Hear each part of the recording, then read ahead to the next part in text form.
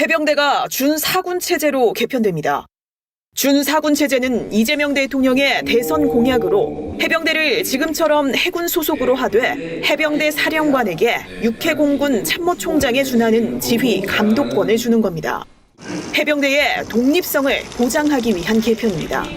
해병대 주요 부대인 해병대 1, 2사단의 작전 통제권을 50년 만에 해병대로 돌려드리겠습니다.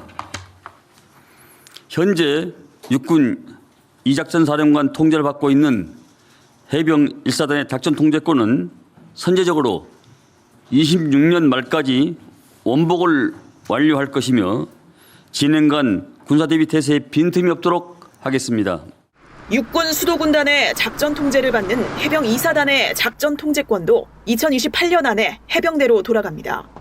안 장관은 이를 통해 해병대가 온전히 예하 부대에 대한 작전 통제권을 행사하도록 하겠다고 말했습니다. 해병대 장교의 대장 진급과 해병대의 별도 작전사령부를 창설하는 방안도 검토하기로 했습니다. 준사군 체제에 걸맞는 지휘 구조와 참모 조직, 장비와 무기 체계를 갖추도록 하기 위한 조치입니다. 안 장관은 아울러 합동참모본부를 비롯한 상급 부대에 역량 있는 해병대원들이 더 많이 진출해 국가 안보에 기여할 수 있는 기회를 확대하겠다고 밝혔습니다. 변화할 해병대 모습은 국군 조직법에 명시해 해병대가 상륙작전 등 국가 전략기동 부대로서 수행할 임무들을 법령에 담을 예정입니다. 안 장관은 해병대 전력 증강을 조기 추진하고 이를 통해 육해공군, 해병대가 합동군으로서 최고의 시너지를 창출하도록 하겠다고 전했습니다. 이재명 대통령이 청와대 접견실에서 김호철 감사원장과 박수근 중앙노동위원장에게 각각 임명장을 수여했습니다. 김 원장은 인권 변호사 출신으로 인사청문회를 거쳐 지난 30일 국회 임명 동의를 받았습니다. 박 위원장은 문재인 정부 당시 중앙노동위원장을 지냈던 노동 분야 전문가로 지난 1일 취임했습니다. 청와대는 이번 임명식이 이 대통령의 지시로 허례허식을 지양하자는 의미에서 간략히 진행됐다고 밝혔습니다. 내년 1월부터 정책 생중계가 청와대뿐 아니라 47개 모든 부처로 확대됩니다. 이규현 청와대 홍보소통수석은 각 부처가 시행하는 행사나 국민이 관심을 가질 만한 사안의 브리핑은 모두 생중계할 방침이라고 밝혔습니다. 모든 생중계는 KTV가 촬영부터 송출, 영상 제공까지 원스톱으로 지원하고 영상은 언론을 포함해 모든 국민에게 개방됩니다. 이 수석은 생중계 확대를 통해 정책의 신뢰도가 높아질 거라며 개방하면 할수록 국정이 투명해진다는 이재명 대통령의 국정 철학을 실천해 열린 정부, 생중계 정부를 실현하겠다고 말했습니다. 국가데이터처가 발표한 12월 소비자 물가는 전년 대비 2.3% 상승했습니다. 농축수산물 가격은 4.1%, 외식 물가는 2.9%, 석유류는 6.1% 오르며 체감 물가를 끌어올렸습니다. 반면 연간 기준 소비자 물가 상승률은 2.1%로 분기별로는 완만한 둔화 흐름을 보였습니다. 구윤철 경제부총리는 경제관계 장관회의 겸 성장전략 TF를 주재하고 서민 생활과 밀접한 품목의 가격 부담은 여전히 크다고 진단했습니다. 한층 민생 경제에 대한 경각심을 가지고 임해야 할 것 같습니다. 정부는 국민 모두가 따뜻하고 안전한 겨울을 보낼 수 있도록 총력을 다하겠습니다. 정부는 동절기 민생 안정을 최우선 과제로 삼고 필수 생계비 부담 완화에 정책 역량을 집중하기로 했습니다. 전기와 가스 등 공공요금 인상을 최소화하고 설 명절에 대비해 농축수산물 할인 지원도 추진합니다. 조류 인플루엔자 확산에 대비해 방역을 강화하고 필요시 계란 수급 안정 대책도 마련하기로 했습니다. 대중교통 정액 패스를 새해부터 도입하고 대학생과 산업단지 근로자를 대상으로 한 1,000원의 아침밥 사업도 확대할 계획입니다. 취약계층 지원도 강화됩니다. 내년 3월까지 전기 도시가스 요금을 감면하고 연탄 보일러 교체와 경로당 난방비 지원을 이어가기로 했습니다. 단전과 단수, 통신비 체납 등 위기 징후를 분석해 복지 사각지대 가구를 선제 발굴할 계획입니다. 또한 겨울철 안전관리를 위해 연말연시 인파 밀집 지역을 중심으로 특별 대책 기간을 운영하고 폭설과 블랙아이스에 대비해 제설 종합상황실을 24시간 가동합니다. 정부는 비자 발급 수수료 면제 연장 등 내수 활성화 대책을 이어가는 한편 조만간 2026년 경제 성장 전략을 마련해 민생 안정을 이어갈 예정입니다. 의사 인력 수급 추계위원회가 오는 2040년에 부족한 의사 수가 최대 11,000명 수준일 것이라는 공식 추계치를 내놨습니다. 추계위는 의사 인력에 대한 중장기 수급을 파악하기 위해 보건복지부 장관 소속으로 설치된 독립심의기구입니다. 추계위는 2027년 의대 정원을 결정하기 위해 지난 8월부터 12차례 회의를 열었습니다.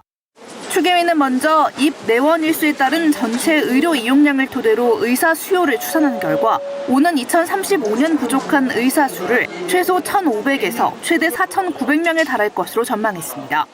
2040년에는 부족한 의사 수가 이보다 더 확대됐습니다. 의사 인력 부족 규모가 5,704명에서 11,136명으로 확대될 것으로 전망되었습니다. AI 도입에 따른 생산성 변화나 근무 일수 변화를 고려하면 결과는 조금씩 달라졌지만 향후 의사가 부족할 것이라는 결론은 같았습니다. 앞서 의대 정원은 2025학년도에 한시적으로 4,567명으로 늘었다가 2026학년도 입시에서는 증원 이전 수준인 3,058명으로 복귀했습니다. 2027학년도 이후 의대 정원은 1월 중 보정심 심의를 거친 뒤 복지부와 교육부 협의를 통해 최종 결정됩니다. 하지만 의사단체들은 일방적 결정이라며 의대 증원에 반발하고 있어 진통이 불가피할 전망입니다. 수도권 주택 안정을 위한 대규모 공공주택 공급 계획이 구체화되고 있습니다. 국토교통부는 경기도 의왕시와 군포시, 안산시, 화성시와 인천 남동구 등 총 5곳 1,069만 제곱미터 면적 7만 8천 호의 공공주택지구의 지구계획을 최초로 승인한다고 밝혔습니다. 공공주택지구로 지정된 경기도 구리시와 오산시 2곳 706만 제곱미터에는 5만 5천 호의 주택이 공급됩니다. 이를 통해 모두 13만 3천 호의 주택 공급이 이뤄집니다. 그중 공공임대주택은 4만 호, 공공분양은 3만 4천 호에 달합니다. 이번에 공급되는 지구들은 GTX-C라든지 수인 분당선이라든지 서울이나 수도권 주요 도심지로의 접근이 좀 용이한 교통 요지에 입지를 하고 있어서 실수요자들의 호응이 높을 것으로 기대하고 있습니다. 지구별로 살펴보면 지난 2021년 발표한 3기 신도시 중 하나인 의왕군포 안산지구에는 4만 1,500호가 넘는 주택이 공급됩니다. 여의도 공원 7배 규모의 공원 녹지와 대규모 일자리도 조성될 예정입니다. 화성 봉담 3지구에는 18,000호의 주택을 공급합니다. 지구 내 수인 분당선 봉담역이 신설되고 평택 파주 고속도로 등 주요 간선도로가 인접해 수도권 접근성이 뛰어납니다. 인천 9월 2지구에는 15,996호의 주택이 공급되는데 여의도 공원 2배 규모의 공원과 녹지가 만들어지게 됩니다. 한편 공공주택지구로 지정된 구리토평 2지구와 오산세교 3지구는 2026년 광역교통 개선 대책을 수립할 계획입니다. 이후 행정 절차를 거쳐 각각 2027년과 2028년 지구계획을 승인할 예정입니다. 새해부터 배당소득 분리과세가 도입됩니다. 고배당 기업으로부터 받은 배당 소득을 종합소득과세 대상에서 제외해 세금을 따로 매깁니다. 국내 자본시장의 투자 매력을 높이기 위해 고배당 기업 배당 소득에 대해 분리과세 제도를 도입하고 투자 상생 협력 촉진세제 환류 대상에 배당을 추가하여 배당을 통한 기업 이익의 주주 환원을 유도하겠습니다. 증권 거래세율은 2023년 수준으로 상향됩니다. 코스피 거래세율은 0.05%로 코스닥과 장외 주식 거래 시장은 0.2%로 0.05%포인트씩 오릅니다. 금융투자소득세 도입을 전제로 세율을 인하했던 건데 금투세가 폐지되면서 기존 수준으로 조정하는 겁니다. 콘텐츠 분야 세액공제도 달라집니다. 웹툰 콘텐츠 제작 비용에 대한 소득세와 법인세 세액공제가 신설됩니다. 제작비의 10%까지, 중소기업은 15%까지 공제받을 수 있습니다. 영상 콘텐츠 제작비 기본 공제율도 같은 수준으로 확대해 콘텐츠 산업 경쟁력을 지원합니다. 자녀 양육 부담을 줄이기 위한 세제 혜택은 늘어납니다. 6살 이하 자녀가 있는 세대에 지급하는 보육수당의 비과세 한도 기준이 근로자 1명에서 자녀 1명당 20만 원으로 확대됩니다. 초등 저학년 자녀의 예체능 학원비가 교육비 세액공제 대상에 포함되고 신용카드 등 소득공제 한도도 자녀 수에 따라 오릅니다. 최저임금은 1,320원으로 올해보다 290원 오릅니다. 주 40시간 기준 월 215만 6,880원을 받을 수 있습니다. 기초생활보장제도 급여별 선정 기준액이 되는 기준 중위소득도 인상됩니다. 이에 따라 월 생계급여도 함께 늘어납니다. 국민연금 보험료율은 새해부터 8년 동안 매년 0.5%포인트씩 올라 새해 9.5%로 인상됩니다. 소득 대체율도 43%로 인상됩니다. 새해부터 예비군 훈련비가 오릅니다. 4년차까지 받는 동원훈련 참가비가 인상되고 5, 6년차 지역예비군 훈련비가 처음으로 지급됩니다. 급식비 단가도 인상됩니다. 장병들의 기본급식비 단가도 4년 만에 오릅니다. 물가 상승 등을 반영해 기존 13,000원에서 14,000원으로 인상됩니다. 3월부터는 장기간부 도약적금이 새롭게 시행됩니다. 정부 지원금과 은행 이자 등이 더해져 3년 만기가 되면 약 2,300만 원의 목돈이 마련됩니다. 50만 드론 전사 양성도 추진됩니다. 330억 원을 투입해 교육용 소형 드론 10,000여 대를 보급할 계획입니다. 국방부가 새롭게 도전하는 50만 드론 전사 양성은 장병 개인의 역량 발전과 더불어서 국내 산업 및 국가 미래의 새로운 성장 동력과 마중물이 될 수 있는 기회라고 저는 감히 생각을 합니다. 잦은 전학과 격오지 거주 등으로 교육 여건이 열악한 군인 자녀들을 위해 자율형 공립고등학교 경북 영천고가 새 학기를 시작합니다. 경기 송담고, 강원 화천고 등으로 군인 자녀 자율형 공립고는 점차 확대될 예정입니다. 새해 3월부터는 참전유공자 배우자도 생계지원금을 받습니다. 80세 이상, 중위소득 50% 이하인 사망 참전유공자의 배우자에게 지원금이 지급됩니다. 이와 함께 재해부상 군경 부양가족 수당 수급 요건이 완화되고 국가보훈 장해진단서 발급병원이 확대됩니다. 2026년에 사람들이 관심을 가질 핵심 키워드는 뭘까? 온라인에서 언급된 주요 단어들을 수집한 결과 단연 인공지능이 꼽혔습니다. 보안과 정책, 규제 등의 관련어가 부상하면서 언급량이 전년 대비 44% 늘었습니다. 일상에서 인공지능 활용이 크게 늘면서 보안 우려도 커지고 있다는 분석입니다. 사적인 내밀한 정보나 또는 업무상의 정보들이 인공지능한테 제출이 될 수가 있거든요. 혹시 다른 사람한테 또 정보가 유출되는 것이 아니냐 이런 걱정이 나다 보니까 보안에 대한 우려가 커질 수밖에 없는 거고 건강관리에 대한 대중의 관심도 높아졌습니다. 관련어로 노년과 면역력에 대한 언급이 크게 늘었습니다.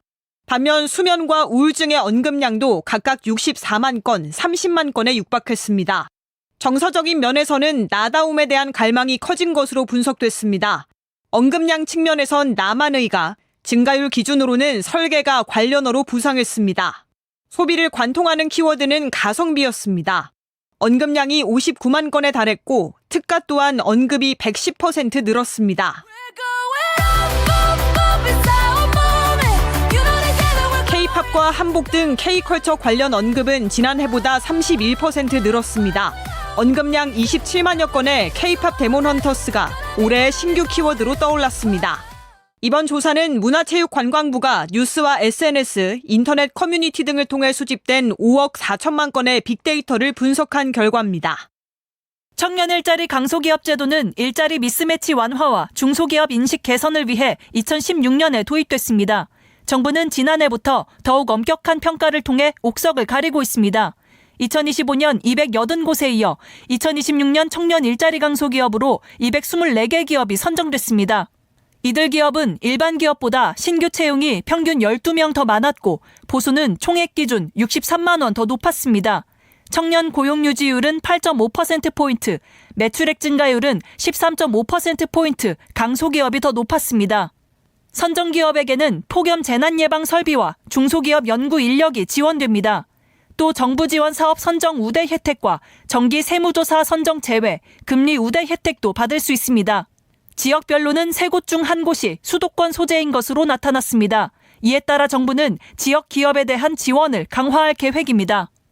전년도에 비해서 소폭 감소했습니다만 수도권 소재 기업이 여전히 66.5%로 높은 비율을 차지하고 있고요. 앞으로 지역의 유망 기업이 더 많이 선정될 수 있도록 일자리 강소기업 제도에 대한 홍보와 지원, 지역 기업 신청 시 가점 부여, 지속적인 발굴을 위해서 노력하도록 하겠습니다. 정부는 지난해부터 선정 규모를 줄이는 대신 유효기간을 1년에서 3년으로 늘려 지원하고 있습니다. 현재 유효기간 3년 내 청년 일자리 강소기업은 모두 924개사입니다.